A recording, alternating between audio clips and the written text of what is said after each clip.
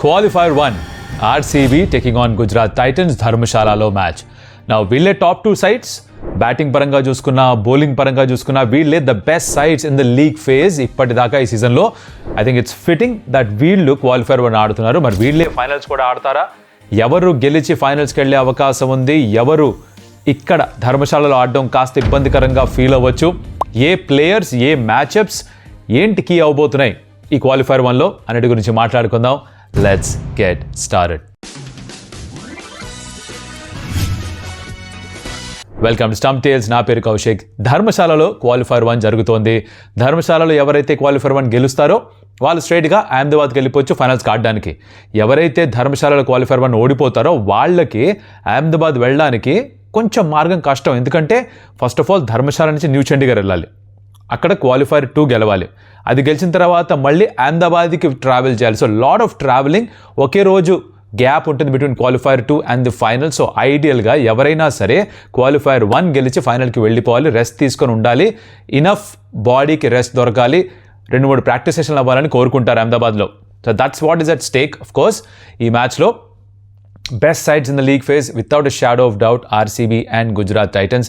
Batting పరంగా చూసుకున్నా, bowling పరంగా చూసుకున్నా, టాక్టిక్స్ పరంగా చూసుకున్నా, క్యాప్టెన్సీ పరంగా చూసుకున్నా, in terms of number of players తక్కువ నెంబర్ ఆఫ్ ప్లేయర్స్ యూజ్ చేసింది వీళ్ళే. సో ఓ సెటిల్డ్ సైడ్స్ ఎలా చూసుకున్నా సరే వీళ్ళే అర్హులు అన్నట్టుగా క్లియర్ అర్థమైపోయింది అందరికీ కూడా. ఇప్పుడు మాట్లాడుకుందాం వెన్యూ ధర్మశాలలో. మీరు గనక ఈ సీజన్ జరిగిన మ్యాచ్లు గమనిస్తే ఇక్కడ ఎక్కువ స్పిన్నర్స్ని యూజ్ చేయలేదు ఫస్ట్ గేమ్లో, తర్వాత స్పిన్నర్స్ని యూజ్ చేశారు, అప్పుడు బాగానే పర్ఫామ్ చేశారు. కాకపోతే సాయంత్రం జరుగుతున్న మ్యాచెస్లో wicket starts off as being two paced, దాని తర్వాత ఈవినింగ్ మ్యాచ్ ముందుకెళ్లే కొద్దీ బెటర్ బ్యాటింగ్ కండిషన్స్గా మారుతూ ఉంటుంది. చేజ్ చేయడమే ఇష్టపడతారు. రన్స్ డిఫెండ్ చేసుకోవడం కష్టం, ఎందుకంటే ball travels a lot of distance. ఎందుకు అంటే అగైన్ హై ఆల్టిట్యూడ్ గ్రౌండ్ కాబట్టి ఎయిర్ రెసిస్టెన్స్ తక్కువ, air is lighter and the ball travels further. So ఇక్కడ డిఫెండ్ చేసుకోవడం కష్టం. ఇన్ఫ్యాక్ట్ తిలక్ వర్మ ఒక ఇంట్రెస్టింగ్ స్టేట్మెంట్ ఇచ్చాడు ధర్మశాల గురించి. తను ఏమంటాడంటే, స్లోవర్ బాల్స్ కోసం రెడీ అయిపోండి, set your self for slower balls ఆడడానికి. ఒకవేళ క్విక్ డెలివరీ వస్తే ఊపండి, మిస్ హిట్ అయినా కూడా బాల్ క్యారీ అయ్యి బౌండరీ అవతలకి వెళ్ళిపోయే ఛాన్సులు ఎక్కువ. ఇది Tilak Varma's understanding of Dharamsala. So there you can understand batters ఎలా ఆలోచిస్తారో. బాల్ కొంచెం ఆగేసి రావచ్చు, ఎస్ సీమర్స్కి కాస్త హెల్ప్ ఉంటుంది ఇక్కడ, అది బోత్ ద సైడ్ ఆఫ్ సీమర్స్ ఉపయోగించుకుంటారు, ఎటువంటి సందేహం లేదు. స్పిన్నర్స్ ఎంత పెద్ద పాత్ర పోషిస్తారు, ఎంతమంది స్పిన్నర్స్ని యూజ్ చేస్తారు, ఇవన్నీ కూడా ఆలోచించాల్సిన విషయాలు. సో ఆర్సీబీ ధర్మశాలలో ఆడున్నారు, కానీ గుజరాత్ టైటన్స్ ఇప్పటిదాకా ఎప్పుడు ధర్మశాలలో అసలు ఆడిందే లేదు. This is the first time they playing at Dharamshala. So ఈ గ్రౌండ్లో కొంతమంది ప్లేయర్స్కి గతంలో వేరే కాంపిటీషన్స్, వేరే ఫార్మాట్స్ ఆఫ్ ది గేమ్లో ఆడిన అనుభవం ఉన్నా కూడా ఐపీఎల్లో ఆడలేదు. Will that be a massive factor? Maybe not, maybe yes. అంటే ఈ సీజన్లో ఆడలేదు కాబట్టి కొంచెం టైం పడుతుంది అడ్జస్ట్ అవ్వడానికి. ఎంత ప్రాక్టీస్ చేసినా సరే మధ్యలో మ్యాచ్ కండిషన్స్కి అలవాటు పడడానికి కాస్త టైం పడుతుంది. ఆ అడ్వాంటేజ్ ఆర్సీబీ వైపు ఉంటుందేమో అనిపిస్తోంది. Okay, that is all there is to it. Now let's talk about the players in question right now. So first RCB గురించి మాట్లాడదాం. వీళ్ళు look a very solid side. Phil Salt ఇప్పటికి కూడా ఇంకా క్లియర్ అవ్వలేదు ఆడడానికి. ఒకవేళ దానికి క్లియరెన్స్ రాకపోతే, if is not fit enough to play, తనని ఇంకా అట్టే పెట్టి పక్కనే దిల్ హోప్ దట్ ఫైనల్స్లో ఆడిద్దాం, ఒకవేళ ఓడిపోతే క్వాలిఫైర్ 2లో ఆడడానికి రెడీగా ఉండాలని కనుక అనుకుంటే వెంకటేశ్వర్ విల్ కంటిన్యూ. లేదంటే ఐ థింక్ వెంకటేశ్వర్ స్థానంలో వచ్చేస్తాడు. వెంకటేశ్వర్ని కూడా ఆడించాలి అనుకుంటే the only other method is Romario షెపర్డ్ని బయట పంపించి తన ప్లేస్లో వెంకటేశ్వర్ని ఆడించాలి. There is a case to play Jacob Duffy here because Suyash Sharma ఒకటి అంత ఎఫెక్ట్గా లేడు, అండ్ స్పిన్నర్ కావాలనుకుంటే one spinner form of Krunal Pandya సరిపోతుందేమో.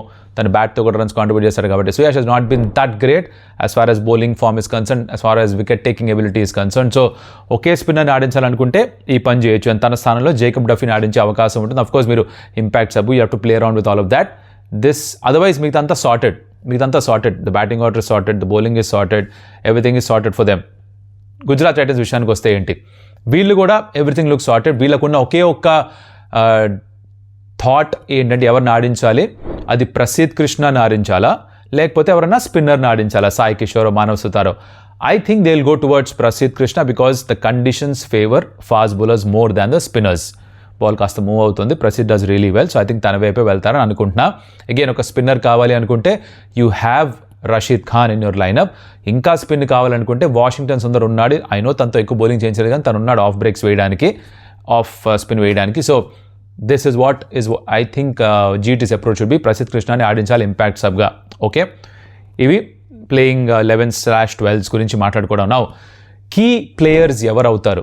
Now Jitesh Sharma for RCB season ముందర ఒక పెద్ద స్టేట్మెంట్ ఇచ్చున్నాడు. మా టీం ఎప్పుడైతే ఒకవేళ కొలాప్స్ అయిపోతే నేను వచ్చి రన్స్ కొట్టాలనుకుంటున్నాను, ఇప్పటిదాకా జరగలే. స్మాల్ ఫీలింగ్ ఎక్కడో జితేష్ ఈ మ్యాచ్ రన్ స్కోర్ చేస్తాడేమో సిచ్యువేషన్ వస్తే, అంటే పెద్దనో కాకపోయినా కూడా ఒక ఇంపార్టెంట్ కాంట్రిబ్యూషన్ తన నుంచి వస్తుందేమో నాకు అనిపిస్తోంది for RCB. Rajat Patidar is somebody who can stand up and say you know what, ఇది నాది, ఈ క్వాలిఫైర్ నాది అని చెప్పొచ్చు. తను ఇలాంటి ఒక ప్లే ఆఫ్ గేమ్లోనే తన పేరు సంపాదించుకున్నాడు. వన్ ఆఫ్ ద సీజన్స్ అద్భుతంగా పర్ఫామ్ చేశాడు. So he could step up and get those runs. Chase చేస్తే ఒకవేళ I think Virat Kohli will be dangerous for sure. వీళ్ళు బ్యాటింగ్ పరంగా, బౌలింగ్ పరంగా ఆలోచిస్తే Bhuvneshwar Kumar, they is no doubt in my head is going to be very crucial here. Conditions ఎలా ఉపయోగించాలో తెలుసు, swing ఉంటే దాన్ని ఎలా ఎక్స్ప్లాయిట్ చేయాలో తెలుసు. So I think he's going to be very dangerous. 24 wickets ఉన్నాయి, దాన్ని ఇంకొంచెం పెంచే ప్రయత్నం చేస్తాడు ఖచ్చితంగా. పవర్ ప్లేలో వేస్తాడు, మిడిల్ ఓవర్స్ వేస్తాడు, డెత్ ఓవర్స్ కూడా వేస్తాడు. కాబట్టి ఏ ఫేజ్లో బౌలింగ్ చేయమన్నా చేయగలడు. So I think he's going to be very crucial factor. Josh Hazlewood కొన్ని ఎక్కువ రన్స్ ఇచ్చేస్తున్నాడు, తిరిగి మళ్ళీ ఫామ్లోకి వస్తాడని చూడాలి. జేకబ్ డఫీని ఆడిస్తే I think it's great seam bowling options ఉంటాయి at Rajat Patidar's disposal. So that's what I think for RCB. Gujarat Titans విషయానికి వస్తే అఫ్కోర్స్ వాళ్ళు ఎప్పుడు కూడా బ్యాటింగ్ పరంగా వాళ్ళ టాప్ 3 పైన హెవీగా డిపెండ్ అవుతారు. ఇప్పటిదాకా వాళ్ళ టాప్ 3 వాళ్ళని నిరాశపరచలేదు. ముగ్గురులో కనీసం 2 స్కోర్ చేస్తారు రన్స్, టైం బాగుంటే ముగ్గురు స్కోర్ చేస్తారు. లాస్ట్ సీజన్ జాస్ బట్లర్ అందుబాటులో లేడు ప్లే ఆఫ్స్కి వచ్చేసరికి, and the top order failed and then they were knocked out. అదే జరగకూడదని కోరుకోవాలి జీటీ అయితే కనుక. ఇప్పటిదాకా 70 to 75% రన్స్ వాళ్ళ టాప్ 3 స్కోర్ చేశారు. Sai Sudharsan, Shubman Gill and Jos Buttler. అదే మళ్ళీ జరగాలి వాళ్ళ పాయింట్ ఆఫ్ వ్యూలో. అది జరగకుండా ఆపగలిగితే RCB they have a chance to go through. అది జరిగితే I think GT will have a solid chance because I think they're a very good side. So batting వాళ్ళు ముగ్గురు పైన డిపెండ్ అవుతారు, మిగతా వాళ్ళు కాంట్రిబ్యూట్ చేశారు నిజమే. This balance because of Jason Holder. Washington Sundar అడపాదడపా కొన్ని నాక్స్లో పర్ఫామ్ చేస్తున్నాడు, రన్స్ స్కోర్ చేస్తున్నాడు.